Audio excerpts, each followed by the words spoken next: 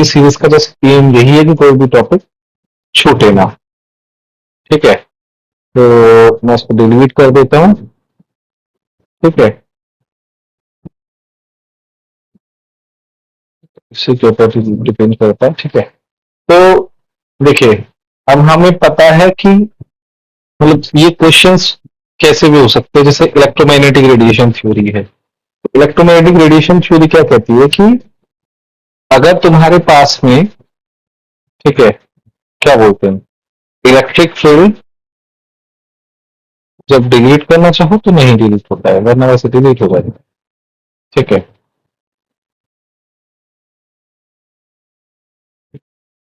तो अगर हमारे पास में, ठीक है, ये इलेक्ट्रिक फील्ड है, ये मैग्नेटिक फील्ड है, ये direction of propagation of wave है, तो हमारी जो है, ठीक है, तो एनर्जी जो भी एक रेडिएटिंग सोर्स की एनर्जी जो होगी ना, उसके पास तीन वो रहेंगी अगर वो वेव में है।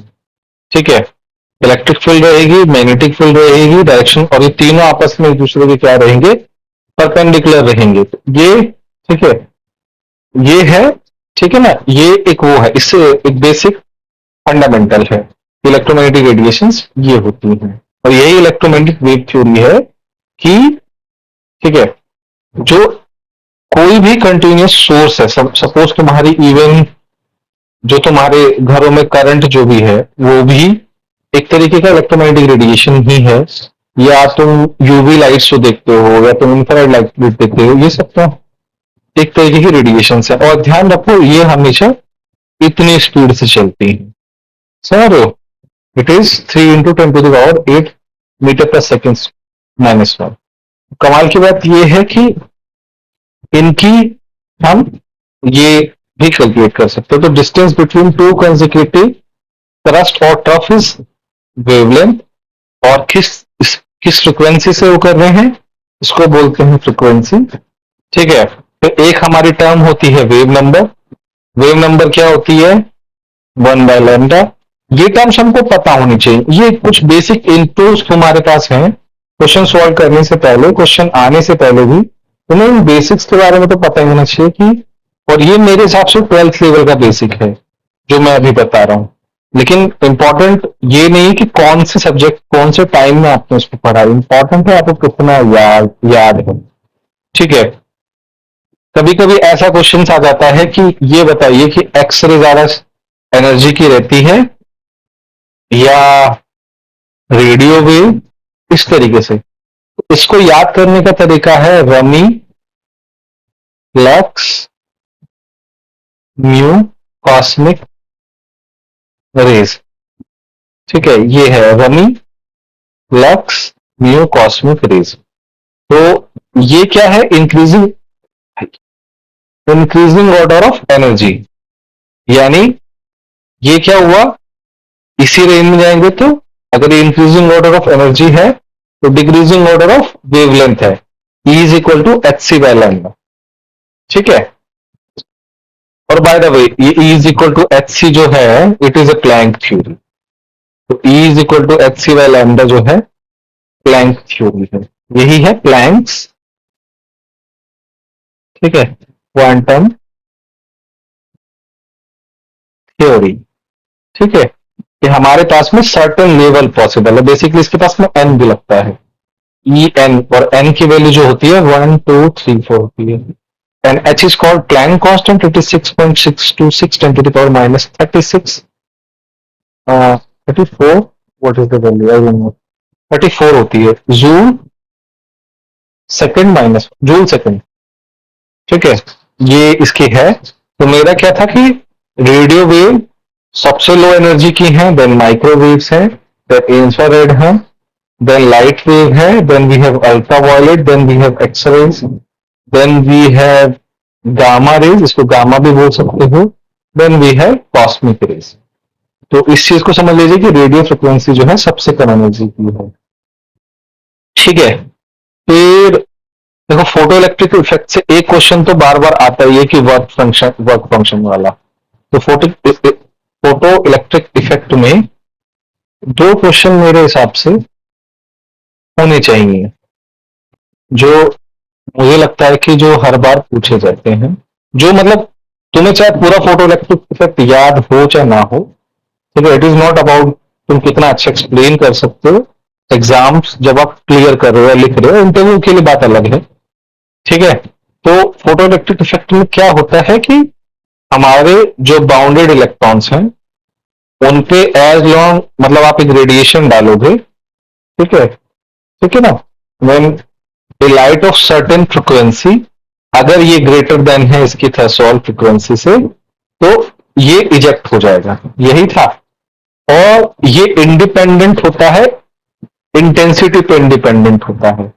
तो इंटेंसिटी क्या बताती है, कितने नंबर्स निकलेंगे, नंबर ऑफ इलेक्ट्रॉन, और या तुम बोलोगे इंटेंसिटी का मतलब होता है नंबर ऑफ फोटॉन्स स्ट्राइकिंग। ठीक है, नंबर ऑफ फोटॉन्स स्ट्राइकिंग, इसको बहुत सिंपल तरीके से समझो। It is not about the units of this, कि कितने, अगर इंटेंसिटी ज्यादा है यानी ज्यादा नंबर ऑफ फोटॉन्स जो है इस पे टकराएंगे, और ज्यादा नंबर ऑफ फोटॉन्स निकलेंगे तो ज्यादा नंबर ऑफ इलेक्ट्रॉन्स भी निकलेंगे, प्रोवाइडेड दैट, प्रोवाइडेड दैट कि V जो है is greater than threshold energy, ये होना ही चाहिए, तभी तो ये पॉसिबल होगा। यानी 1/2 mv² is given by h mu minus h mu 0. This is called pi or work function. Work function. और इस पर बहुत मतलब इस पे एक सिंपल सा क्वेश्चन करते ही ये भी आ जाता है कि मतलब ये क्वेश्चन शायद 12th में भी है, lithium, sodium, potassium, rubidium, caesium, इनकी काइनेटिक एनर्जी निकालो अगर तुम्हारे को वर्क फंक्शन दिए हुए हो। ये वाला क्वेश्चन न्यूमेरिकल में प्रैक्टिस आप कर सकते हो। ठीक है, अभी मेरे पास वैल्यू तो है नहीं इसकी, ठीक है, मेरे पास होती तो मैं शायद करा देता। तो न्यूमेरिकल वैल्यूज अगर तुम्हारे पास में शाई की है ना, तो तुम इसको जो काइनेटिक एनर्जी है या फिर वर्क फंक्शन तुम कैलकुलेट भी कर सकते हो अगर तुम्हारे पास में। ठीक है, अगर तुम्हारे पास में लेट्स से कि ये दो वैल्यूज हैं तो तुमको वर्क फंक्शन भी कैलकुलेट कर सकते हो, और वर्क फंक्शन जो है इसका डाउन द ग्रुप डिक्रीज करता है। ठीक है, ये बिना सोचे समझे तुम याद भी कर सकते हो, क्योंकि जैसे जैसे इलेक्ट्रॉन इसकी शेल से दूर होता चला जाएगा उसको कम एनर्जी की जरूरत पड़ेगी, सिंपल सा रूल है। ठीक है, फिर एक, ठीक है, तो मेरे को अभी एक तुमको टर्म और बतानी है, मेरे को लगता है एक और टर्म जो है वो है जीमन इफेक्ट। ठीक है, जीमन इफेक्ट। तो इसकी एक्सप्लेनेशन बहुत सिंपल सी है कि तुम्हारे पास में एस, पी, डी, एफ और जी ऑर्बिटल्स होते हैं। तुम अगर पी ऑर्बिटल को एक मैग्नेटिक फील्ड में रखोगे तो हमें पता है हमारे पास में एन होता है, एल होता है, एम होता है और स्पिन होती है, ये होता है ना। n is a principal quantum number, it is a azimuthal quantum number, it is a magnetic quantum number, s is a spin quantum number, और इसको ms भी बोलते हैं, इसको mi भी बोलते हैं। तो कोई अगर वीडियो में ही कमेंट कर दे कि मेरे को पता नहीं है, बस मैं रैंडमली लिख रहा हूं, इसके लिए मैं बस लिख रहा हूं। तो l जो होता है, तो जैसे हमारा p ऑर्बिटल होता है इसमें तीन होते हैं, एक दो तीन, तीन ऑर्बिटल्स होते हैं ना। p हमारी सब शेल में तीन ऑर्बिटल पॉसिबल है, इसको हम +1 बोलते हैं, इसको 0 बोलते हैं, इसको -1 बोलते हैं। लेट्स से मैंने मैग्नेटिक फील्ड में रखा तो ये जो है लेवल्स इस तरीके से स्प्लिट कर जाएंगे, +1, 0, -1, डिपेंडिंग ऑन, मैं नहीं बोल रहा हूं कि +1 ऊपर आएगा -1 ऐसे, मुझे नहीं, मैं नहीं इसको बोलूंगा, मैं बस इतना बोलूंगा। तो स्प्लिटिंग ऑफ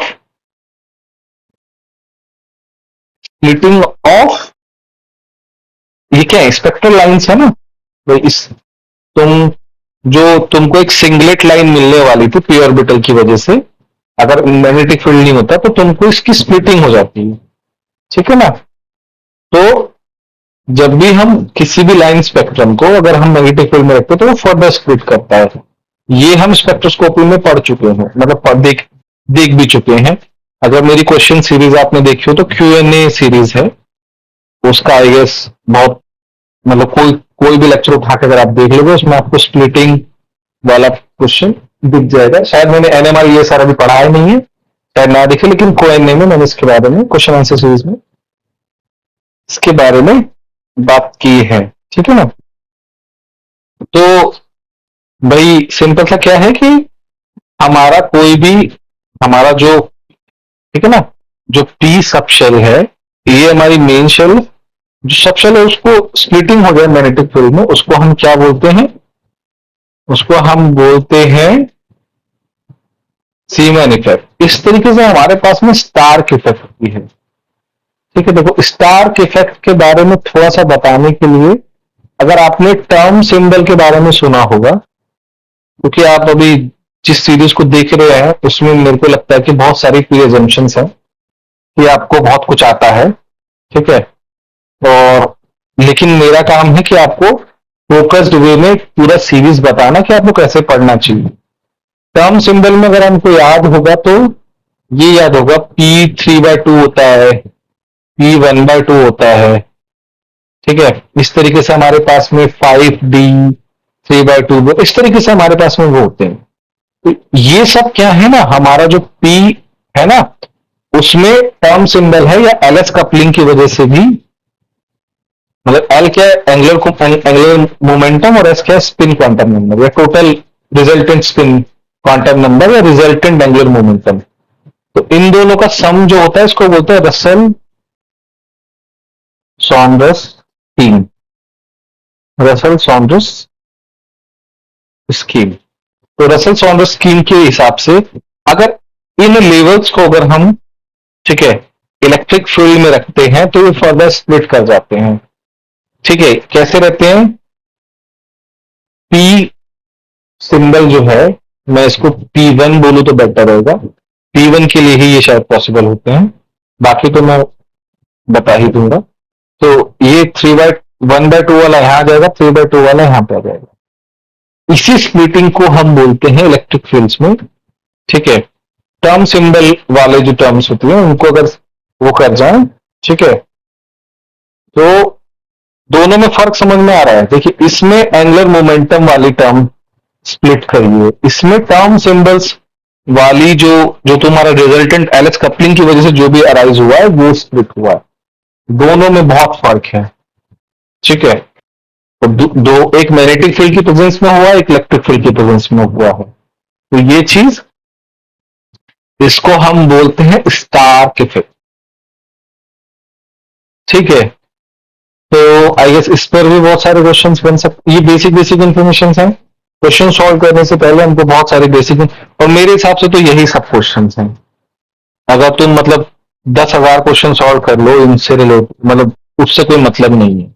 तुमको इतना पता होना चाहिए कि कौन कौन से क्वेश्चन सॉल्व करने चाहिए, किन टॉपिक्स के बारे में पढ़ना चाहिए। ठीक है, फिर हमारे पास में एक